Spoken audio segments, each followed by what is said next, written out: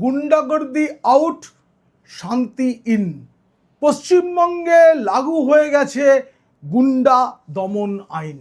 আর যেদিন লাগু হয়েছে সেদিনই আদালতে ছুটেছেন এক বাম নেতা। তিনি পরিচয় দেন আইনজীবী হিসেবে, কিন্তু আসলে বাম নেতা সব্যসাচী চট্টোপাধ্যায়। এরপর একে একে অনেকে যাবে, কিন্তু কেন? আসলে এই আইন কার্যকর হতেই বামেদের কান্না শুরু হয়ে গেছে। আর তৃণমূল তো কবে থেকেই শুধু কান্নাকাটি করছে, কাঁদতে কাঁদতে ভেঙে টুকরো টুকরো হয়ে গেছে। কিন্তু এই গুন্ডা দমন আইন আসলে বাংলার মানুষকে কেমন সুবিধা দেবে, কতটা শান্তি দেবে, তা নিয়েই এই প্রতিবেদন। ভালো লাগলে অবশ্যই সাবস্ক্রাইব করবেন। পিনাক্কি বলছে। এখন গুন্ডা দমন আইনের বিস্তারিত খুঁটিনাটি জানতে দেখুন ও শুনুন পিনাক্কি বলছে, জার্নালিজম ফর ভারত। পশ্চিমবঙ্গে গুন্ডারাজ আজকের কথা নয়। দীর্ঘ ৩৪ বছর বামেদের গুন্ডারাজ এই পশ্চিমবঙ্গ দেখেছে। আমার আগে যারা জন্মেছেন অগ্রজরা জানেন জরুরি অবস্থার সময় কংগ্রেস কিভাবে গুন্ডারাজ চালিয়েছে গোটা দেশের সঙ্গে সঙ্গে পশ্চিমবঙ্গেও। আর আজকের প্রজন্ম জানে গত ১৫টা বছর ধরে তৃণমূলের গুন্ডারাজ কাকে বলে। মমতা বন্দ্যোপাধ্যায় ক্ষমতায় আসার পর রাজ্যের এক একটি এলাকা এক একজন গুন্ডাকে ইজারা দিয়ে দেন। যেমন সন্দেশখালি তুমি শেখ শাহজাহান চালাও, বীরভূম তুমি কেষ্ট দেখে নাও। এইভাবে রাজ্যের প্রতিটি ভাগকে গুন্ডাদের হাতে ছেড়ে দেওয়া হয়েছিল। এরপর নির্বাচিত গুন্ডারাজ, সেটাও ছিল সরকারি গুন্ডারাজ। একের পর এক সাংবাদিকের কণ্ঠরোধ করার জন্য যাদের জেলে পড়া হয়েছে সেটাও তো গুন্ডারাজ। যেভাবে একের পর এক নির্যাতিত পরিবারের মুখ বন্ধ করে দেওয়া হয়েছে সেটাও তো গুন্ডারাজ। স্বয়ং মুখ্যমন্ত্রী যখন তিনি ছিলেন, গর্বের মুখ্যমন্ত্রী, সত্তার প্রতীক মমতা বন্দ্যোপাধ্যায় যখন নবান্নের চেয়ারে বসে বিরোধীদের এবং জেলায় জেলায় ঘুরেও তিনি একের পর এক হুমকি, হুঁশিয়ারি এবং খারাপ কাজে মদত দিয়ে গেছেন, সেটাও গুন্ডারাজ। আর সবচেয়ে বড় গুন্ডার জন্ম দিয়েছেন তিনি, তার নাম শ্রী শ্রী অভিষেক বন্দ্যোপাধ্যায়। আজ তিনি প্রায় সর্বহারা হয়ে পিসির আঁচলের তলায় লুকিয়ে আছেন, কিন্তু ভোটের প্রচারেও তিনি গাড়ির উপরে উঠে দাঁড়িয়ে যে যে কথাগুলো বলেছেন সেগুলো তো গুন্ডার মুখের ভাষা। এবার এই গুন্ডার রাজ বন্ধ করার জন্যই তো নতুন সরকারের গুন্ডা দমন আইন। এই আইন কার্যকর করার দিন মুখ্যমন্ত্রী শুভেন্দু অধিকারী বলেছেন কমিউনিস্ট হারমাদ এবং তৃণমূলী গুন্ডাদের জব্দ করার জন্যই এই আইনের প্রয়োজন ছিল। সত্যিই তো রাজ্যের শেষ ১৫ বছর আসলে তো গুন্ডাদের সরকার ছিল, তার আগে হারমাদদের সরকার ছিল। ৩৪ বছর ধরে পশ্চিমবঙ্গকে শুধু পিছনের সারিতে নিয়ে যাওয়া নয়, একের পর এক ঘটনা নাম বলতে থাকলে তালিকা ১৫ মিনিট সময় নিয়ে নেবে, তাই আমি তাতে যাব না। এবার এদের জব্দ করাটা সত্যি খুব দরকার ছিল।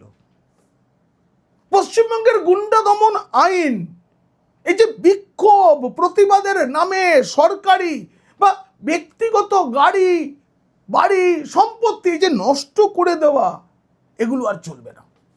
কড়া পদক্ষেপ করতে পারবে রাজ্য সরকার এই আইনের মাধ্যমে। গত ২৯শে জুন বিধানসভায় এই গুন্ডা দমন সংক্রান্ত ২টি বিল পাশ হয়। তারপর এই আইনের ফলে এবার আইন শৃঙ্খলার গুরুতর অবনতি থেকে হিংসাত্মক বিক্ষোভের আঁচ পেলেই, মানে বিক্ষোভটা দেখাতে হবে না, গুন্ডামি করতে হবে না, গুন্ডামি হতে পারে এমন আঁচ পেলেই অভিযুক্তদের গ্রেফতার করা যাবে। আর তার সঙ্গে যে কোনো সরকারি বেসরকারি সম্পত্তি নষ্টের ক্ষেত্রে এবার থেকে গুন্ডাদের সম্পত্তি বাজেয়াপ্ত করে টাকা নিতে পারবে সরকার। এই আইনে কি বলা রয়েছে আমি খুব সংক্ষেপে বিষয়টাকে সাজিয়েছি, খুব বিস্তারিত ব্যাখ্যায় না গিয়ে শুধু আপনাদের যেটা জানা দরকার আপনারা কিভাবে এই গুন্ডা দমন আইনের সুবিধা পেতে পারেন সেইভাবেই আজকের প্রতিবেদন। গুন্ডা দমন আইন অনুযায়ী একদম সোজা বাংলায় ঘটনা ঘটার আগেই অভিযুক্তকে গ্রেপ্তার করতে পারবে পুলিশ। আপনাকে কেউ হুমকি দিয়ে গেল কাল এসে দেখে নেব, এই দেখে নেওয়ার আগেই পুলিশ তাকে দেখে নিতে পারবে। যে কোনো সরকারি বেসরকারি সম্পত্তি নষ্টের ক্ষেত্রে এবার থেকে গুন্ডাদের সম্পত্তি বাজেয়াপ্ত করতে পারবে রাজ্য সরকার। মূল এই দুটো। এই যে আইনটা গুন্ডা দমন আইন, এর পোশাকি নাম হচ্ছে the West Bengal maintenance of public order সংশোধনী আইন। এই আইন অনুযায়ী কোনো রকম দাঙ্গা ভাঙচুর অগ্নিসংযোগের জেরে কোনো সরকারি বা বেসরকারি মানে ব্যক্তিগত সাধারণ মানুষের কোনো সম্পত্তি নষ্ট করলে তার ক্ষতিপূরণ আদায় করতে পারবে রাজ্য সরকার। গুন্ডার থেকে ক্ষতিপূরণ হয়ে যাচ্ছে, এর জন্য ক্লেমস কমিশনের কাছে আবেদন করতে পারবেন সকলে, মানে ক্ষতিগ্রস্তরা। এক্ষেত্রে ক্লেমস কমিশনকে দেওয়ানি আদালত হিসেবে গণ্য করা হবে। কোর্টে যাওয়া হবে না, এই ক্লেমস কমিশন সিদ্ধান্ত নিতে পারবে। কমিশনের সিদ্ধান্ত বা রায়কে চূড়ান্ত বলে গণ্য করার কথা বলা রয়েছে এই আইনে। যারা অপরাধ করবেন তারা তো সাজা পাবেন, তাদের সম্পত্তি বাজেয়াপ্ত হবে, তারা গ্রেপ্তার হবেন।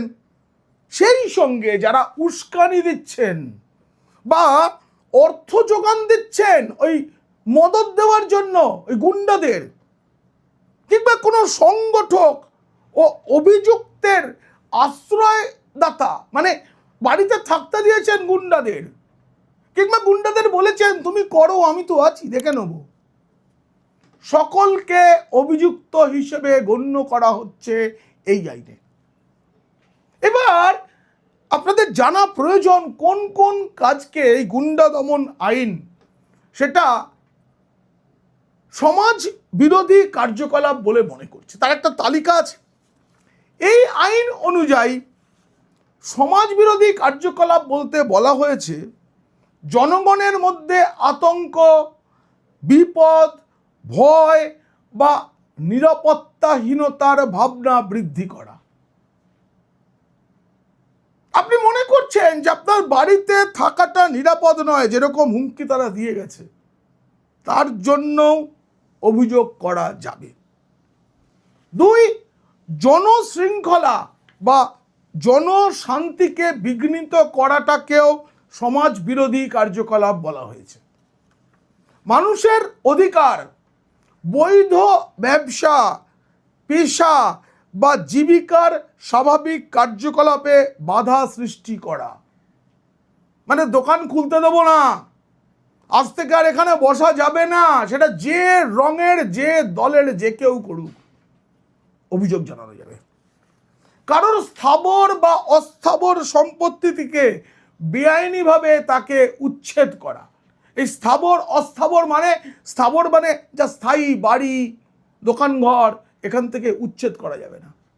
টাকা পয়সা ধন দৌলত যেটা ব্যাংকে আছে বাড়িতে আছে সেগুলো আমাদের অস্থাবর সম্পত্তি, মানে এটার স্থানান্তর করা যায়। এই সম্পত্তি থেকেও কেউ কাউকে বঞ্চিত করতে চাইলে তিনি সমাজ বিরোধী কার্যকলাপ করছেন। কোনো ঘটনার জন্য সরকারি বা ব্যক্তিগত সম্পত্তির উল্লেখযোগ্য ক্ষতি করা, ধরুন দেওয়ালে একটা দাগ কেটে দিয়ে চলে গেছে, সেটাকে আর সমাজ বিরোধী কার্যকলাপ ধরা হবে না। কিন্তু যদি দেওয়ালটা ভেঙে দেওয়া হয়, যদি দোকানঘরটা পুড়িয়ে দেওয়া হয়, যদি দোকানঘরের শাটারটা ভেঙে দেওয়া হয়, দরজাটা ভেঙে দেওয়া হয়, যদি সেই দোকানের কর্মচারীদের ঢুকতে বাধা দেওয়া হয়, এই সবগুলো সমাজ বিরোধী কার্যকলাপ। এই আইনে গুন্ডা বলতে প্রধানত কাকে বলা হয়েছে সেটাও স্পষ্ট করা আছে। আমি ওই আইন থেকে ওই অংশটুকু আপনাদের বলছি। এই আইন অনুযায়ী কেউ নিজে অথবা কোনো দলকে কাজে লাগিয়ে গ্যাং বা সিন্ডিকেটের সদস্য বা নেতা নিয়মিতভাবে সমাজবিরোধী কার্যকলাপ করেন বা করার চেষ্টা করেন, উস্কানি দেন, অর্থ যোগান বা সহায়তা করেন, তাকে গুন্ডা বলা হয়। গুন্ডার সংজ্ঞা কিন্তু এই রাজ্যে বদলে গেল। এতদিন যাদেরকে আমরা সমাজসেবী মনে করতাম কিন্তু আড়ালে তারা সমাজ বিরোধী কার্যকলাপ করত, তারা এখন থেকে গুন্ডা। ফ্ল্যাট, বাড়ি বিক্রি, জমি এসবের ক্ষেত্রে যারা মাঝখানে এসে সিন্ডিকেট করে আমার থেকে বালি নাও, ওর থেকে পাথর নাও, এসব যারা ঠিক করে দিত নিজেদের সমাজসেবী বলে, তারা আসলে গুন্ডা। এই আইন সেটা বলে দিল। এবার আপনি জেনে নিন, ভারতের যে ন্যায় সংহিতা 2023-এ যেটা তৈরি হয়েছে, তার 111 বা 112 ধারার অধীনে শাস্তিযোগ্য অপরাধে চার্জশিট পাওয়া কোনো ব্যক্তি গুন্ডা। অস্ত্র আইন 1959, মাদক আইন 1985, অনৈতিক পাচার প্রতিরোধ আইন 1965 এবং 1908 সালের বিস্ফোরক আইনে শাস্তিযোগ্য অপরাধ করেছেন বা করার চেষ্টা করেছেন বা করবেন বলে ভেবেছেন, সাহায্য করছেন, তার প্রচার করছেন, অর্থ যোগান দিচ্ছেন এই কাজটা করার জন্য ঘরে বসে, মোবাইলে নির্দেশ দিচ্ছেন, তারাও গুন্ডা বলে বিবেচিত হবে। মানে এতদিন যাদের আমরা সাদা পোশাকের সমাজসেবী ভেবে এসেছি এবং দেখেছি চোখের সামনে যারা সমাজ বিরোধী কাজ করতেন, তারা এখন থেকে গুন্ডা, গুন্ডা পদমর্যাদার তারা। এইবারে এই যে আইনটা হলো, এতে রাজ্য সরকারের কি ভূমিকা থাকবে বলা হচ্ছে, তো রাজ্য সরকার এটাকে নিয়ন্ত্রণ করবে। গুন্ডা দমন আইনে বলা হয়েছে পুলিশ সুপারের নিচে নয়, মানে জেলার পুলিশ সুপার বা যেখানে কমিশনারেট আছে সেখানে পুলিশ কমিশনার বা তার উপরের কোনো পুলিশ কর্তা, মানে পদমর্যাদার কোনো পুলিশ কর্তা বা অফিসার যদি কোনো অফিসারের রিপোর্টে সন্তুষ্ট হয়ে কোনো গুন্ডাকে সমাজবিরোধী কার্যকলাপ থেকে বিরত রাখতে আটক করে রাখা দরকার বলে মনে করেন, তাহলে সরকার ওই ব্যক্তিকে আটক করার নির্দেশ দিতে পারে। মানে ধরুন কোনো একজন পুলিশ কর্তা, মানে সাধারণ অফিসার, তিনি মনে করছেন এই ব্যক্তি অত্যন্ত খারাপ কাজ করছে এবং এ খুব তাড়াতাড়ি একটা বিপদ সংগঠিত করতে পারে, কোনো গোলমাল করতে পারে, কোনো সমাজ বিরোধী কাজ করতে পারে বা তাতে মদত দিতে পারে, টাকা দিতে পারে, তাহলে সে পুলিশ সুপার বা তার উপরের কোনো পদমর্যাদার অফিসারকে রিপোর্ট করবেন। আর ওই পুলিশ সুপার বা তার উপরের পদমর্যাদার পুলিশ অফিসার যদি ওই রিপোর্টটায় সন্তুষ্ট হন, তাহলে তিনি সরকারকে বলবেন এবং সরকার ওই গুন্ডাকে গ্রেপ্তার করার নির্দেশ দেবে। একবার এই নির্দেশে গ্রেপ্তার হলে সর্বোচ্চ 1 বছরের কারাদণ্ড, মানে আটক করে রাখা যাবে। এই আইনের উদ্দেশ্য পূরণের জন্য রাজ্য সরকার এক বা একাধিক উপদেষ্টা বোর্ড গঠন করবে এবং তাদের আঞ্চলিক বা কার্যক্ষেত্র নির্ধারণ করতে পারে। এই আইনে বলে দেওয়া আছে যে রাজ্য সরকার নিজে নিজে সিদ্ধান্ত সবকিছু নেবে না, পুলিশ সব সিদ্ধান্ত নেবে না, বোর্ড তৈরি হবে। সে বোর্ডটা জেলা অনুযায়ী হতে পারে, বিভাগ অনুযায়ী হবে। এই যে বোর্ড, এই বোর্ড সিদ্ধান্ত নিতে পারবে কে গুন্ডা নয়, কাকে গ্রেপ্তার করা দরকার, কাকে নয়। এই আইনের অধীনে কাউকে আটকের নির্দেশ জারি হলে রাজ্য সরকার আটকের তারিখ থেকে 3 সপ্তাহের মধ্যে উপদেষ্টা বোর্ডের সামনে ওই ব্যক্তিকে উপস্থাপন করবে, সামনে নিয়ে যাবে।